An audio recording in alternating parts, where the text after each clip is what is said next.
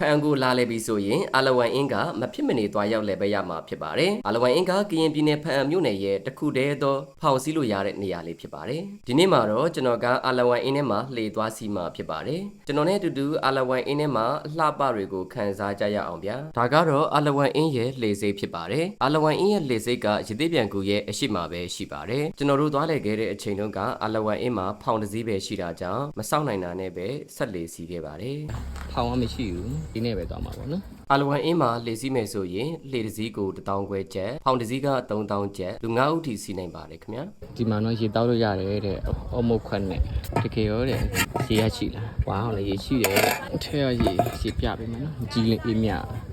ဒါအမုတ်ခွက်နဲ့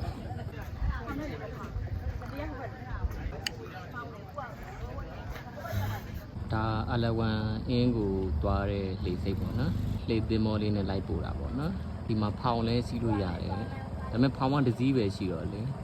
ဟိုမအားဘူးပေါ့နော်ဖောင်ရဲ့ဈေးနှုန်းကကြတော့တဲ့3000ပေါ့နော်ဒီလှေရကြတော့ဆက်လှေရကြတော့1000ပဲပေါ့နော်သူကလူ9ယောက်အထိတင်ပေးတယ်တဲ့အဲ့ဒီမှာပေါ့ဒီဖောင်လေးတွေလေးစီးနေအင်းလို့ခေါ်တာပေါ့ခုတော့အာလဝန်ဝင်းကိုစပြီးသွားနေပါပြီခင်ဗျာသူတို့ခမောက်ကြီးနေပါနော်ခမောက်ကြီးနေတော့တွားနေခမောက်ကြီးနေတော့အဲလေတိုင်မင်းသားရောကျွန်တော်တို့ကတိုင်မင်းသားတယ်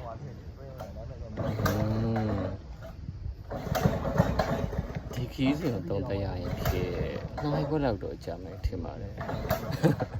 အခုဆိုရင်ကျွန်တော်တို့ကအာလဝန်အင်းကိုသွားနေတာဖြစ်ပါတယ်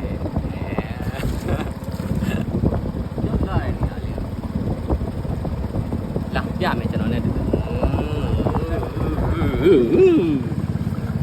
ဝေါရန်လာနော်โอ้ကျွန်တော်တို့ခုစထွက်နေပါပြီသွားမှာအာလဝန်အင်းမှာခင်ဗျာဝေါရေရပူတယ်ဒါပေမဲ့ဆက်လေလေးမောင်းလိုက်တဲ့အခါကျတော့ဒီတိုက်တော့လေအေးသွား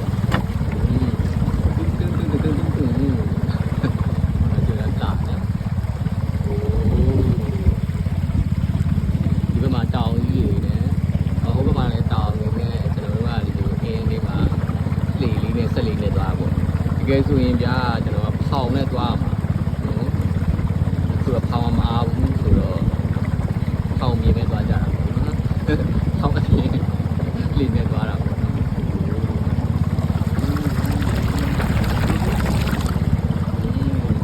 ဒီအလဝန်အင်းကိုလေမိုးရင်းအစတယ်ကွာကျွန်တော်သွားခြင်းအဲ့သွားမယ်လို့လုံတော့ကလည်းရေတွေကြီးတဲ့ဟိုပါပေါ့လားနဲ့သွားတိုးတယ်လေအဲ့ဒါနဲ့ကျွန်တော်မသွားဘူးနောက်ကြရေတွေလည်းကျသွားပြီပေါ့နော်သွားမယ်ဆိုတဲ့အခါကျတော့အလုပ်တွေကမအားဘူးပေါ့နော်အခုဒါအကောင်းဆုံးချိန်မဲ့အလုပ်တွေလည်းပါသွားတယ်ဆိုတဲ့အချိန်မှာကျွန်တော်ထွက်ရတာပေါ့နော်တကယ်တော့ဒီမှာပြဖောင်စီးနေတာဟုတ်တယ်ဆိုကျွန်တော်တရုတ်ပြည်သွားတော့ဆိုဖောင်စီးရတယ်ဗျအဲ့ဒီငွေတက်လို့ပြင်ရကျင်တာဖောင်ကကြတော့သူက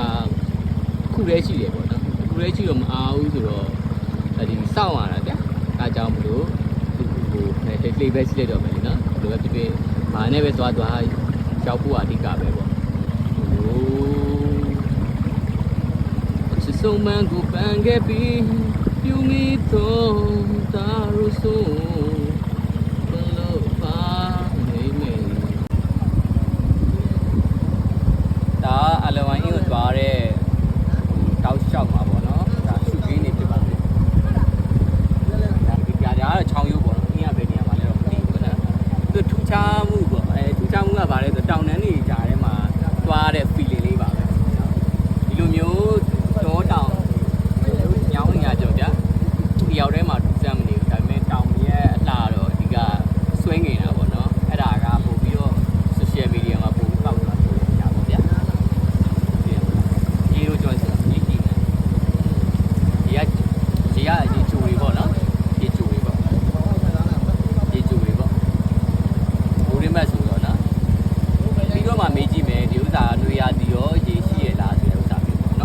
ကျွန်တော်တို့သွားလဲခဲ့တဲ့အချိန်တုန်းကမိုးနှောင်းပါအဲ့ဒီနေ့ကမိုးမရွာပါဘူးနေရာဒီမှာဖောင်စည်းလို့ရလားလို့မေးကြည့်တဲ့အခါမှာနေရာဒီမှာရေခမ်းသွားတာကြောင့်အာလဝမ်အင်းမှာတော့ဖောင်စည်းလို့မရတော့ပါဘူးဒါပေမဲ့အာလဝမ်အင်းနားမှာပဲရှိတဲ့ဘာဝရှိကူထဲမှာတော့ကျွန်တော်တို့လှေသွားစီးလို့ရပါတယ်ခင်ဗျာ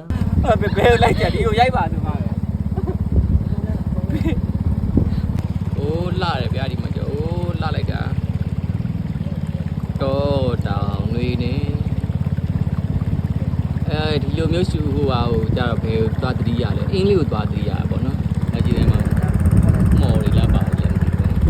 အင်းလေးကိုသွားတတိရတယ်တဲ့နော်ပြင်းပြင်းနေမှာနော်အင်းလေးသွားကြမလို့ပဲနေဒီလိုလှပလေးကိုဖန်စားလို့ရတယ်ဒီမှာကြည့်နေမှာဒီကပေါက်တာလေးလည်းမသိ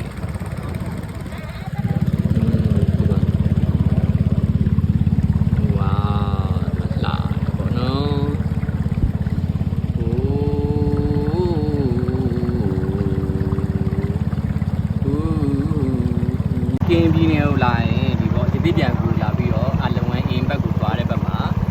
ဟိုဟာစီးပေါ့နော်တက်လီစီးလို့ရပါတယ်ထောင်လဲစီးလို့ရပါတယ်ခင်ဗျာဒီမှာတော့ပြန်လာ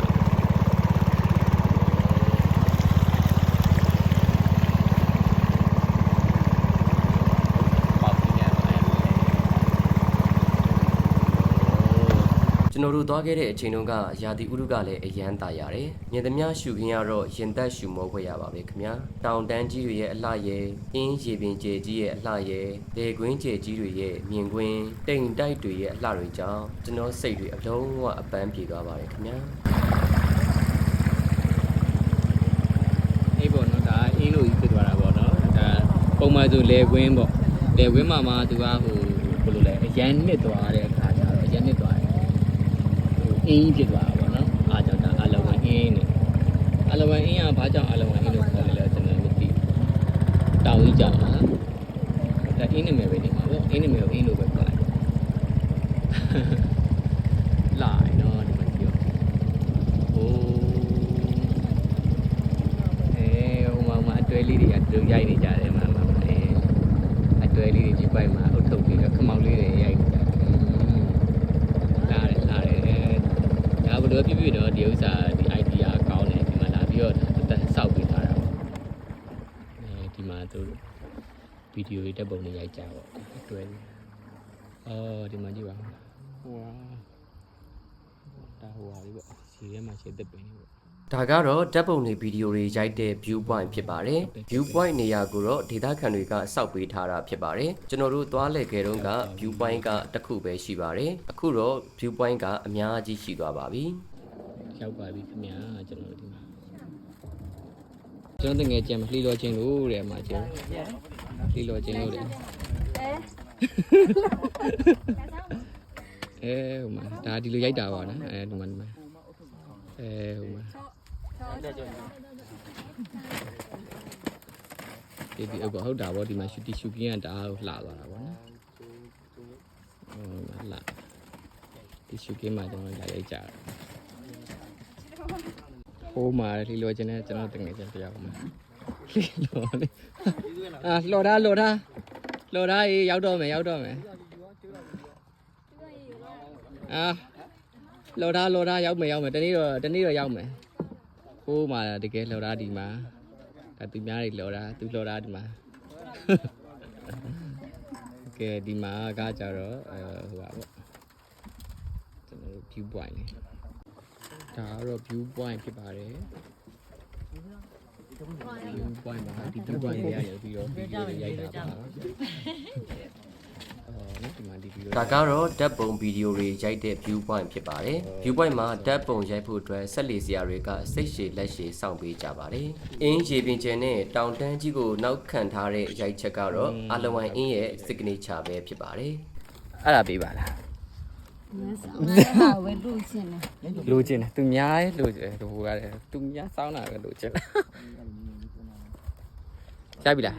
ရပြီပဲလူပဲမြင်ရှူကင်းလည်းပါမှာနော်လူကြီးပဲမှာရှင်းလေပါမယ်လူလည်းပါမယ်အခုကျွန်တော်တို့ရောက်နေတဲ့နေရာကတော့အာလဝမ်အင်းဖြစ်ပါတယ်အာလဝမ်အင်းရဲ့ view point ဖြစ်ပါတယ်ကျွန်တော် view point ကိုသွားကြည့်မယ်ကျွန်တော်တို့ရသေးပြန်ကူကနေပြီးတော့ကျွန်တော်ဆက်လေနဲ့ထွက်လာတာပေါ့နော်ဆ စိုက်နဲ့ထွက်လာပြီးတော့ဟို7မိနစ်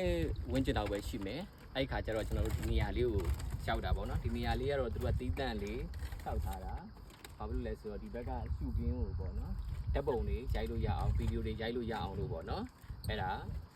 လောက်ထားတဲ့နေရာလေးပေါ့နော်ဒါ view point လေးပေါ့နော်ကဲ view point လေးမှာလာပြီးတော့ကြည့်ပြပါဦးဟိ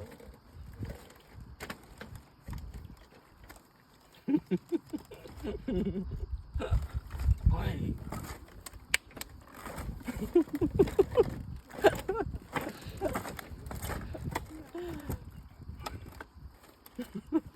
ဒါလေးဒီလား view point ပြမယ်နော် view point ပြမယ်အဲမှာလက်ဝဲပွဲကြည်များပါလို့လက်ဝဲတော့မထိုးရဲပါဒီမှာနော်ဒီ view point လေးတအားလှဝေါကဲရန်ကိုလှပါတယ်2 3 ဒါကတော့ကျွန်တော်တို့တငယ်ချင်းတွေတက်ပုံရိုက်နေတာပဲဖြစ်ပါတယ်အာလဝန်အင်းကိုလာလဲပြီးဆိုရင်ဒီနေရာမှာမဖြစ်မနေတက်ပုံရိုက်တင်ပါတယ်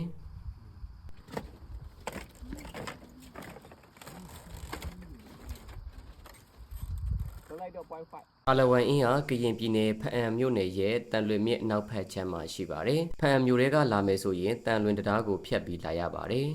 အာလဝန်အင်းကရသေးပြန်ကူရဲ့အရှိကနေတွားရတာဖြစ်ပါတယ် 要么要么要么要一套的，你要么也没破。 โอเคတက်ပြီလားအဲကျွန်တော်လည်းဒီနောက်ဆုံးတစ်ပုံရိုက်မယ်လားโอเคသွားမယ်လားကျွန်တော်တို့ Oh stop ဆရာ โอเคဘာမှမပြောချင်တော့ဘူးလားကိုယ်ပိုင်ကိုပဲရှူခင်းကြည့်လိုက်တော့ကိုယ်ပိုင်ကိုပဲပုံဖော်လိုက်တော့နော်ဒါအလဝန်အင်းရဲ့ view point ဖြစ်ပါတယ်ကဲဒါ view point ပေါ့နော် view point ပတ်လေးကိုတဲ့ကျွန်တော်ပြပါမယ်ဒီမှာဒီဒါနော်ဒါအလဝန်အင်းပေါ့နော်အလဝန်အင်းဒါဒီမှာ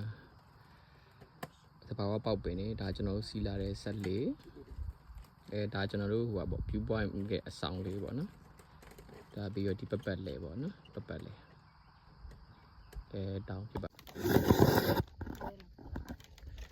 ကဲဒါကျွန်တော်ရက်နေပတ်လေးဖြစ်ပါတယ်ခင်ဗျာ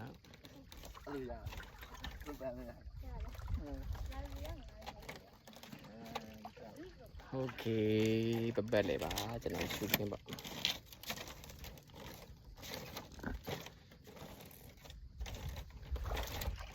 โอเคကျွန်တော်တော့မယ်ဒီလိုလေးပေါ့နော်ကျွန်တော်တို့ရှူကင်းလေးကဒီလိုမျိုးဖြစ်ရမ်းလာရနော်ဟိုမှာဒီမလို့တက်တယောက်ကလေလောနေဟိုဘက်ကနေလုံးဟိုဘက်ကနေလုံးဟိုဘက်ကနေလုံးဟိုဘက်ကနေလုံးရတယ်โอเค5 4 3 2 1ကျွန်တော်တို့ view point ကနေပြီးပြန်လာနေပါပြီဒီမှာ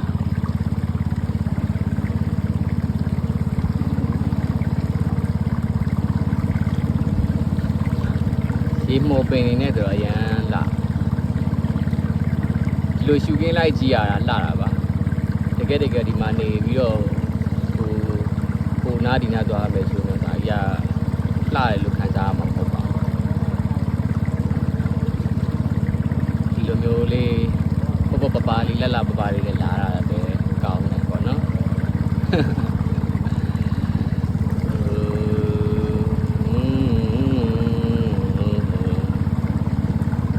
မတပွဲပေါ့နော်မတပွဲ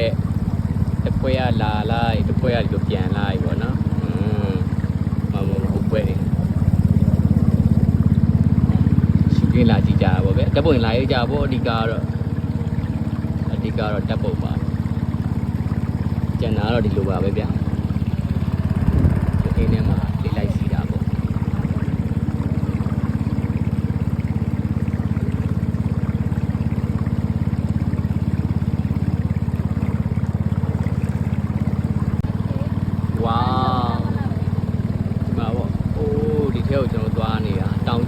ရောက်သွားပါပြီတဲ့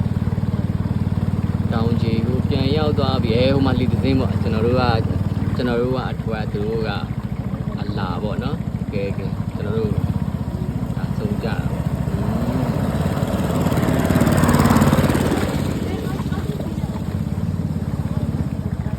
ပေါ့ဘယ်သူကရှင်းလဲ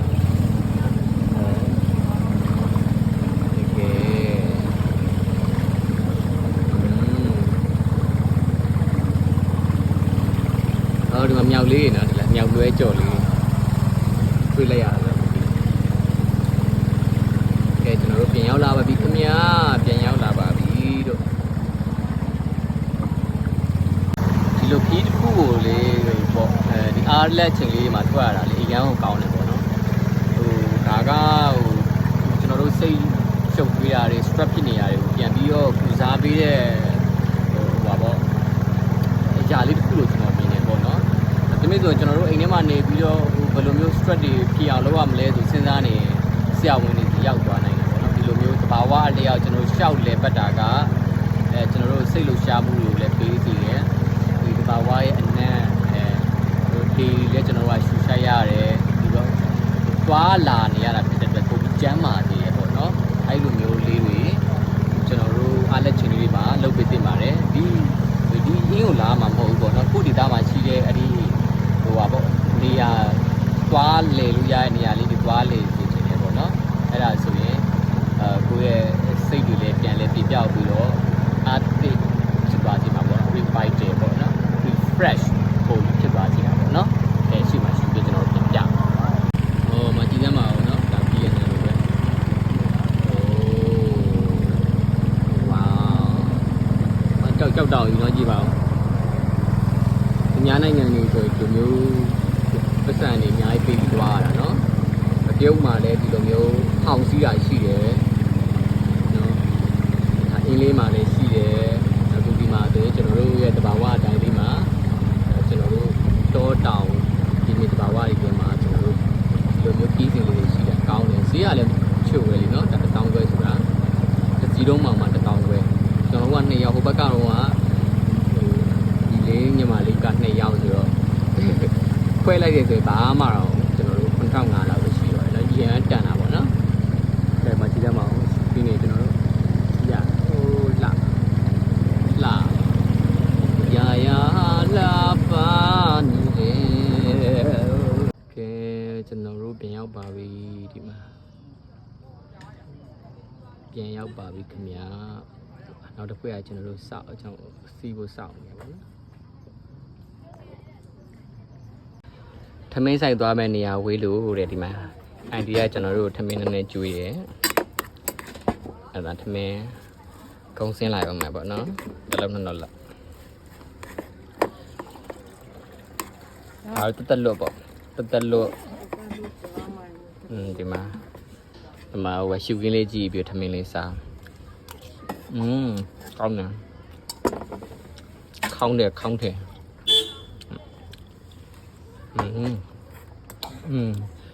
ညုတ်တီးလေးပါတော့ဆက်လေးနဲ့ကောင်းတယ်ဒီပါတယ်အဲ့ရင်းနေဟုတ်ကဲ့ရေနွေးနဲ့တိုက်တယ်ကောင်းတယ်အိုက်စားလို့ကောင်းတယ်မို့ဟင်းချက်တာလည်းကောင်းတယ်လေအဲ့မစားကောင်းဒါခရမ်းကျင်တီးတဲ့ခရမ်းကျင်တီးခရမ်းကျင်တီးကိုဟွာနဲ့ဆက်ညုတ်တီးနဲ့ဆဲပြားဒါပဲပြားတဲ့ကောင်းတယ်အလဝိုင်အင်းမှာတော့စားတောက်ဆိုင်မရှိပါဘူးခင်ဗျာ coffee mix နဲ့အတင်စားခေါက်ဆွဲပြုတ်တော့ရပါတယ်ကျွန်တော်တို့ဗာအရန်စာနေတာကြောင့်အဲ့ဒီဆိုင်ကအန်တီကကျွန်တော်တို့ကိုထမင်းကျွေးလိုက်ပါတယ်အန်တီကိုကျေးဇူးအများကြီးတင်ပါတယ်လို့ဒီဗီဒီယိုလေးကနေပြီးတော့ပြောချင်ပါတယ်ခင်ဗျာဒီခီးစဉ်လေးကတော့အလဝိုင်အင်းကိုသွားလည်ခဲ့တဲ့ဘလော်လေးဖြစ်ပါတယ်အလဝိုင်အင်းရဲ့တဘာဝရှုခင်းတွေကိုတဝါကြီးကြည့်ရှုနိုင်အောင်လို့ရှုခင်းတွေအများကြီးကိုဒီဘလော်လေးထဲမှာရိုက်ပြထားပါတယ်ဖန်ကိုရောက်မယ်ဆိုရင်အလဝိုင်အင်းကိုမဖြစ်မနေသွားရောက်ဖို့အကြံပြုပါတယ်ခင်ဗျာကျွန်တော်နာမည်က Shiny J ပါဒီဗီဒီယိုလေးကမိတ်ဆွေအတွက်အပန်းဖြေတယ်ဆိုရင်ကျွန်တော်ရဲ့ YouTube ကို Subscribe လုပ်ပြီးသွားပါအောင်ခင်ဗျာကျေးဇူးအများကြီးတင်ပါတယ်ကျွန်တော်တို့နောက်ဘလော့တွေမှာလည်းပြန်လည်ဆုံတွေ့ကြပါမယ်ခင်ဗျာ